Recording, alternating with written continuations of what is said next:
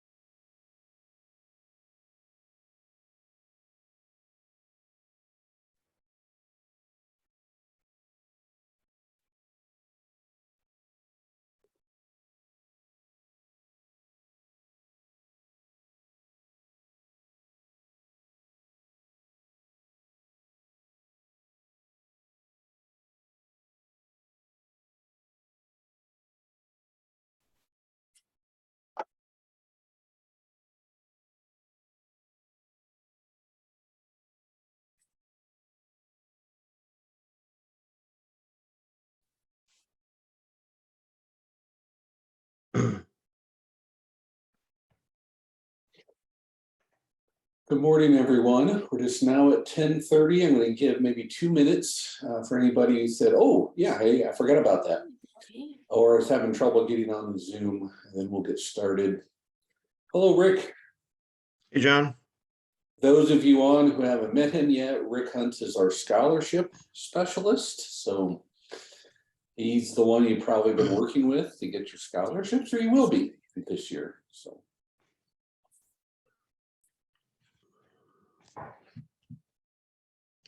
Rick, I was on the phone with your brother, Tony. Oh, you were, huh? Yeah. You may talk to him to come back to Fort Wayne, but he says he likes Florida better. So I think we've lost him for good. Yeah, I think you're right on that. He's not a big fan of cold weather. So. Yeah, me either.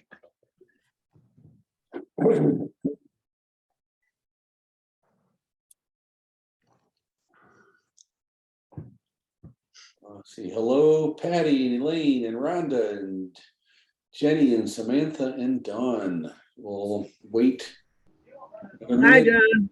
It's Elaine.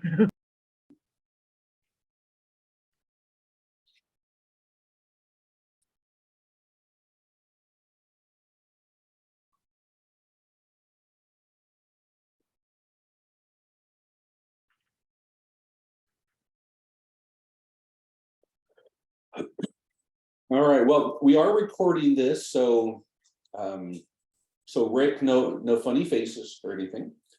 And you can certainly, we will share this video with anyone who wasn't able to hop on today. And there may be people coming here later. I just wanted a time to go through this with everyone so that any questions, because this transition scholarship is something our board of the Lutheran SGO wants to encourage maybe non-traditional students to consider our K through 12 schools, because we're finding that many standalone preschools, even if they are a Christian preschool, may not be run by a director who has any experience with any of our non-public schools. And they're not necessarily encouraging them, the families, to continue their non-public education by going to one of our schools. And so this truly is we're calling it an expansion. Some of you may have never heard about this before, but let me go through my my next slide here. Is that last year we piloted a program just in Northeast Indiana, this idea, and we didn't really come up with it until like April or something. So many schools couldn't participate because they're already full at the kindergarten level, right? Which is a good problem. And last year, which I'll explain the difference is, the requirement was a full tuition SGO, meaning whatever your full tuition and fees was, we would pay for half of it through the SGO, and then the other half would come from your school. And it is only for families coming from a standalone preschool early childhood education. But we're hoping that if you have your own preschool program, you're doing other things to get them to matriculate up into your kindergarten world. But this is really focused on standalones. And again, we didn't really start promoting the pilot to try out until April. And we had 3 students take advantage of it. So our board said, hey, that's 3 that we wouldn't have had, but we really someone else jumping on here. We really wanted to find a way to get more kids involved. So that's, and so I'm going to talk about some of those tweaks. But again, why are we doing this? We're finding much of the general public still doesn't know about Indiana choice options or the recent changes, right? In that we've pretty much eliminated the phrase, we can't afford tuition, right? By the 300%, and even some of the upcoming changes that may happen in the State House, it's phenomenal, right? We have one best program in the country. And like I mentioned, many directors of the standalone preschool centers, and we say preschool or early childhood, I'm saying that, meaning both. They just don't, they're not having that discussion with their families. And we thought this could be a way to help encourage that, right? And just looking for unique ways to help do this. And of course, this kind of eliminates our high schools. So we're asking the high schools, how can we do something similar for you, maybe for next year or later this year, because obviously going from preschool to high school isn't going to be an issue. So this is really right now getting those standalone preschool families to consider coming to kindergarten, getting them an SGO so that they can get onto the, if you do offer choice at your school, they can get them onto the choice program first grade on up, right? Because we know once they're part of your family, they're probably going to stay with you. And so we can get them in by encouraging something like this. So we expanded it to all 54 schools in our SGO, and we're calling it transition scholarships, right? To transition from preschool to our K through 12s, right? So, okay, so here's the details. Students from a standalone preschool attends one of our K through 12 schools, right? And can receive, instead of doing a full SGO scholarship, we said can receive up to $3,500 match for an SGO. Okay, so that means $3,500 comes from the school, $3,500 comes from us. And I say up to $3,500 because we recognize that not every school will offer a full tuition scholarship to anybody. Either members get treated maybe in a different way, or they have another scholarship program, or they make sure every family pays something. So instead of requiring that full tuition scholarship, we're saying whatever you want to offer that family, we can cover up to half of it. Again, up to $3,500, which is, again, nobody I think on this in Indiana right now anyway, that's not a high school is offering, has a tuition higher than that 7,000. But if you want to talk to me later about upping that a little bit, we can do that offline. But anyway, that's the number we're using right now, is at 3,500. And it's a match. So that 3,500 up to 3,500 comes from us, and then an equal amount will come from your SGO account. And what we would do then is, and we'll go through a little bit more detail here next, but in August, perhaps, when you start submitting applications, we would want you to submit these particular applications in August, and then we'll transfer the money from our fund to your school fund.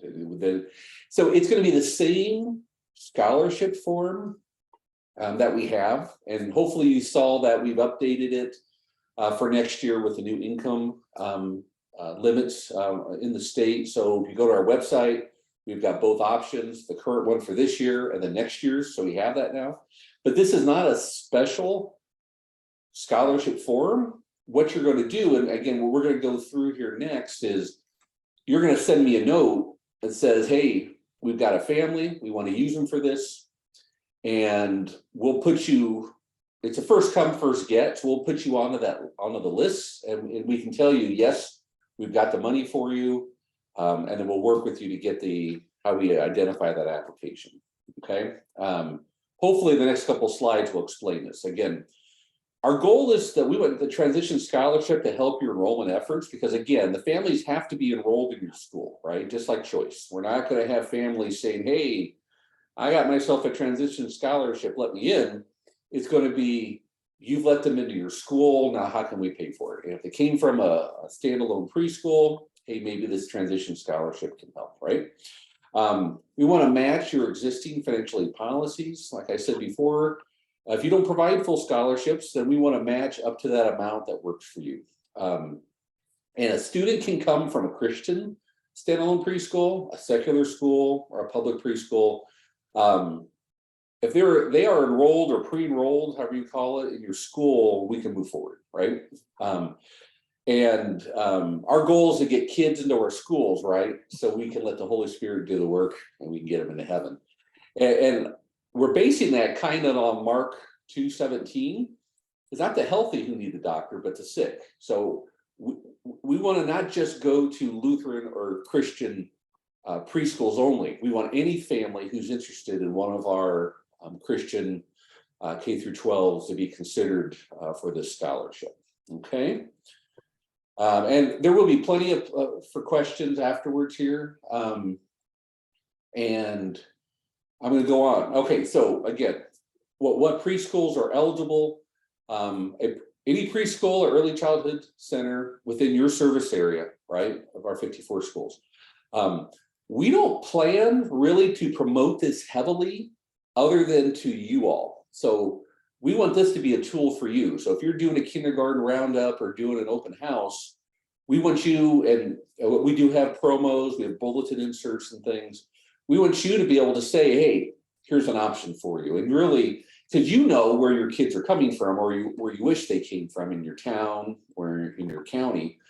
And we want you to be open or being able to promote this, right, to those who may be able to take advantage of it, right? So the next question is, how many do we have available? All right, and that is a good question, because these funds are coming from our general fund, right? We have donors who give to the general fund, and all of our investments, all of the growth and income we have goes into the general fund. So we do have money in there.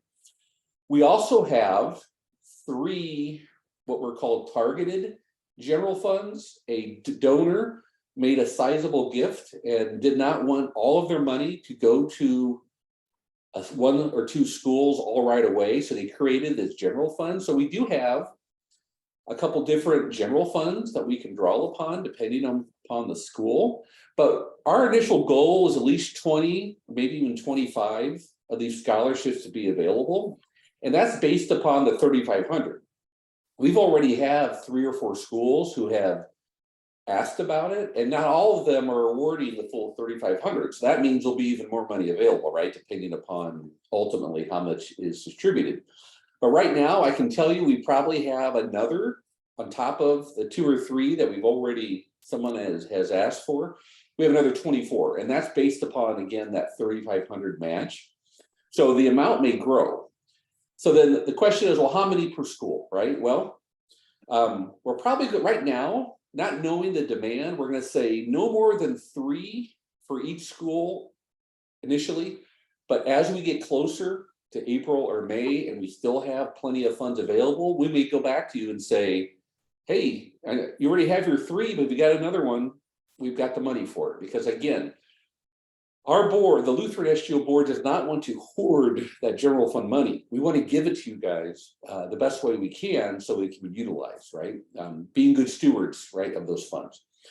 So again, the amount of scholarships is probably going to grow depending upon as people request less than the full tuition. But again, and if a particular school is connected to one of the those targeted general funds, that money may come out of a completely different pot. We may have even more money available. So all I can say is we have probably for sure 25 available, but it could be more. So it is a first contact us, first get. So if you think you have a family, don't wait, basically, when it comes down to it. But again, being our first year, we've done this. We really don't know what the demand is going to be yet, right? Okay. So here's an example of the process, all right? Little Marty, he attends the Smarty Pants preschool. His family attends a presentation, decides to apply to attend your school.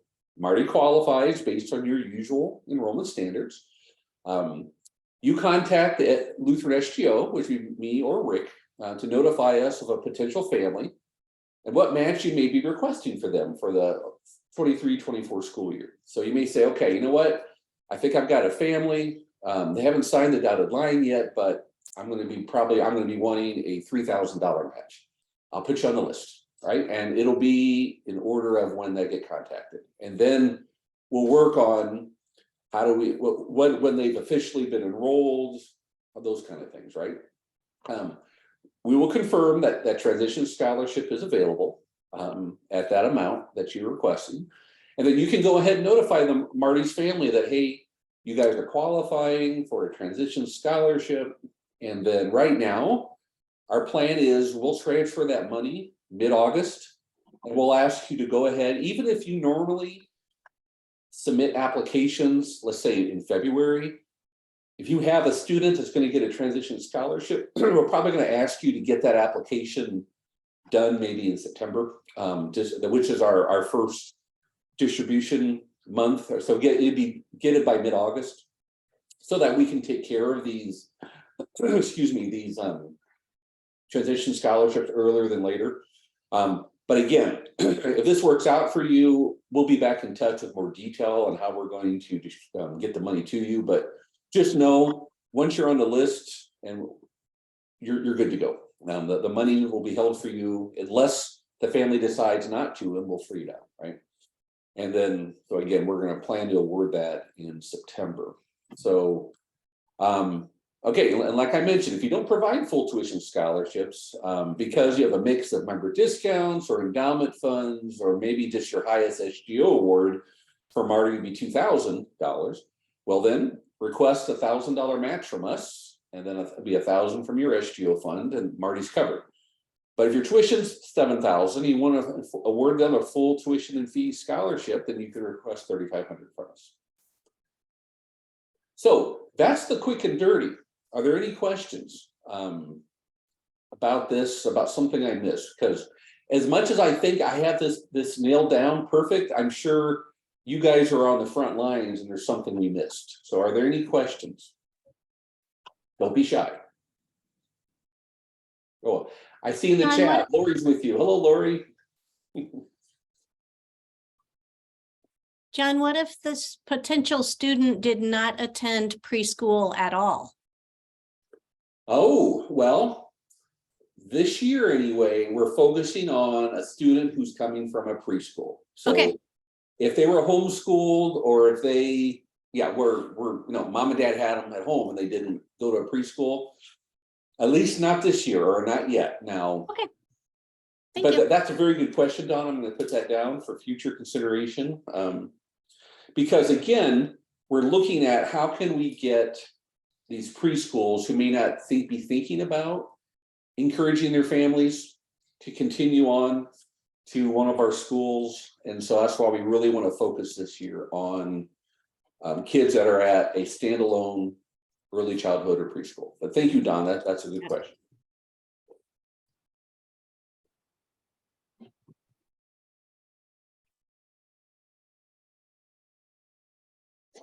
Oh, come on, there's got to be some question. I can't believe I explained it that well.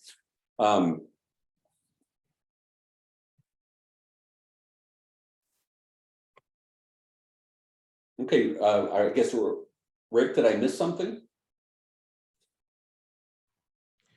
No, I don't think you did. Patty had a question earlier about, the first in available thing. And we are going, like John said, I think just an email directed to John or I, or both. And then, we will get it in the queue as far as the order.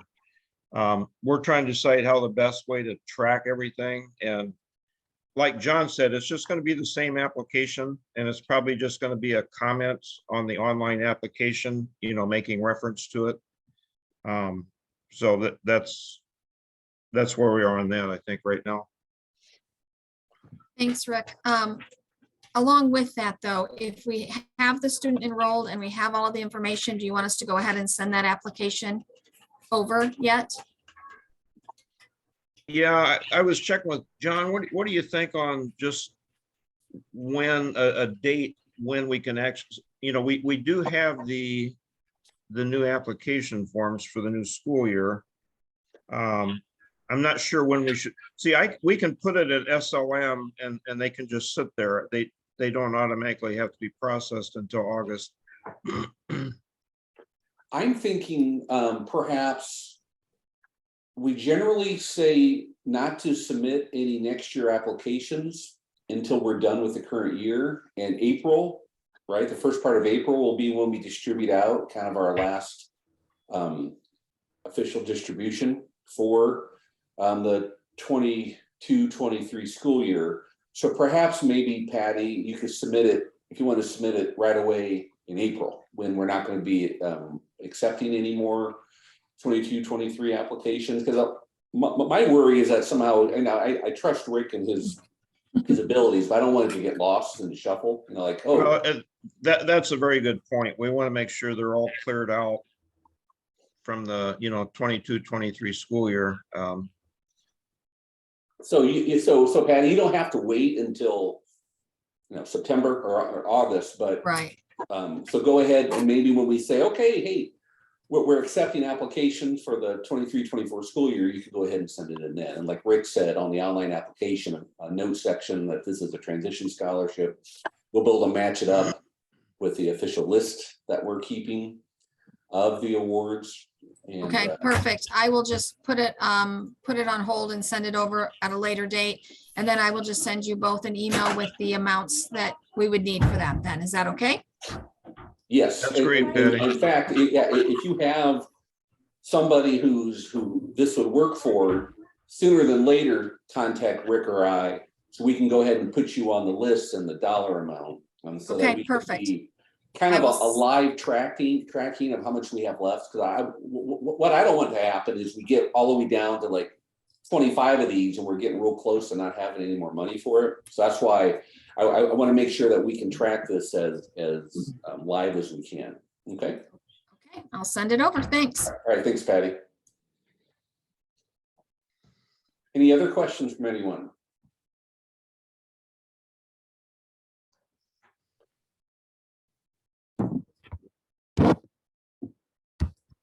We're hoping this will be of use to you. Again, if you again after we go through all this, you say, you know what, I wonder if we could have done this, we could tweak that. Please send it to me, because again, ultimately our SGO board just we say this often, but we want to make sure everybody understands.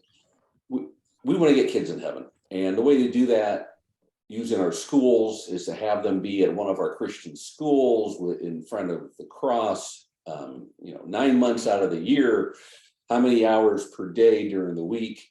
And we want to get more kids as possible into our schools. And we think maybe this is one way that we can do it. There was interest last year. It just, by the time we promoted it, it was late for a lot of schools. So hopefully your enrollments are going well, and we got it to you soon enough that you can start putting this into your mix when you're talking with families, or if you ever go and do presentations to other preschools or early childhood centers in your town, in your county, you can let them know about this.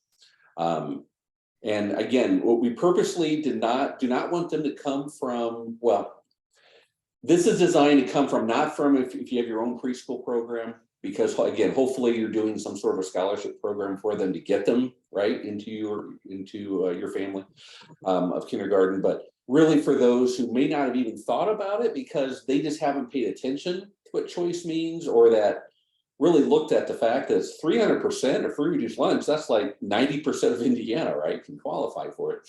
So this may be an avenue to get people to take a look, right? We're all busy. Especially all of our young families are busy. So hopefully this is a way to get them thinking about the future for their kids and future through school. So it's 10:54. I mean, I'm certainly open to more questions, but if something comes up to you, you want to email it to me, that's fine. Answer those one-on-one for you, but yeah, so hopefully this is of use for you. It will hopefully help your enrollment somehow.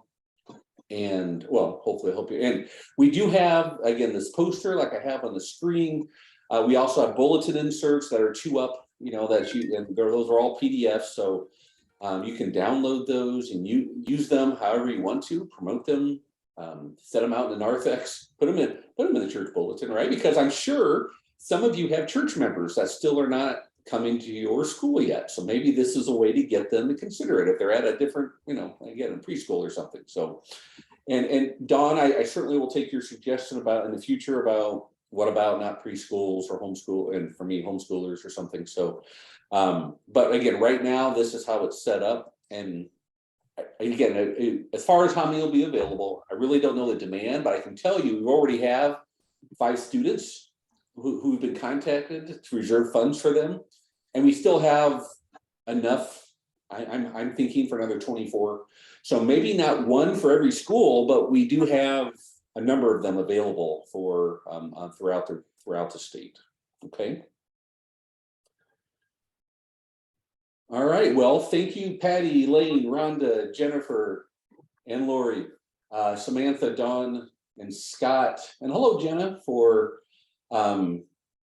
joining us. It is recorded. We'll offer it as the recording on a future update. So any family that wants to. Oh, okay. Jennifer says you're having trouble with your audio. You have a couple questions. All right. I will call you here when we get off the Zoom. But we will have this available for others if you want to share it with others. And hopefully it'll be for you all. And a copy of the presentation, yes, we can certainly have that available as well. Our slides that we had. On the website is where we have the posters, so we will put the slides there as well, Elaine, and we'll let everyone know that as well. Okay. All right, well, thank you all. I wanted to get you done in a half an hour, and we did it in 25 minutes. Ooh, all right.